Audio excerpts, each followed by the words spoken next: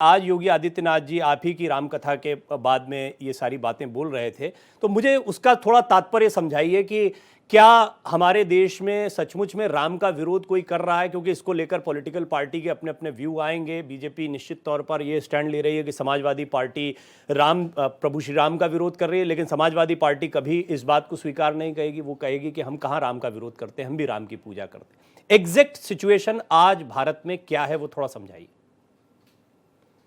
वर्तमान भारत में तो अब चूंकि बिना जय श्री राम बोले, बिना भगवान राम की पूजा किए हुए कुछ होने वाला ही नहीं है।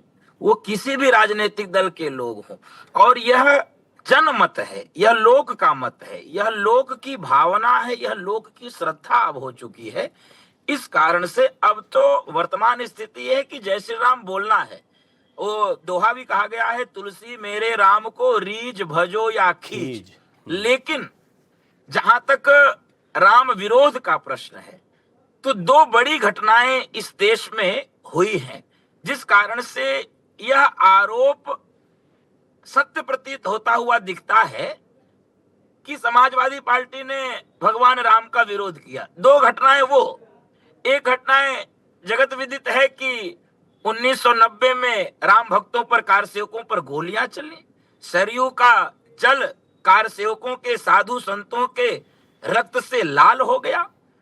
और ये कोठारी बंधुओं का स्मरण सबको होता है। दो नौजवान बच्चों की हत्या हो गई अयोध्या की सड़कों पर। कलकत्ता से आए थे भगवान राम के प्रति अपनी श्रद्धा प्रकट करने के लिए। और दूसरी घटना अभी तात्कालिक 500 वर्षों के संघर्ष के बाद जब राम मंदिर बना, पूरे देश ने, पूरी दुनिया के सनातनियों में एक अद्भुत उल्लास व उत्साह था, आनंद का वातावरण था। तब समाजवादी पार्टी के लोगों ने भगवान राम के मंदिर में अयोध्या जाने के लिए विरोध किया कि हमारे लोग अयोध्या में दर्शन करने के लिए नहीं जाएंगे। क्योंकि मैं कोई राजनीतिक व्यक्ति नहीं हूं, लेकिन ये तो सारा देश देख रहा था। और इसी कारण से अभी आपने देखा भी होगा कि कुछ लोग पार्टी भी छोड़े, कुछ लोग इधर उधर भी हुए कि हम राम के साथ हैं, हम राम के विरोध में नहीं हो सकते हैं।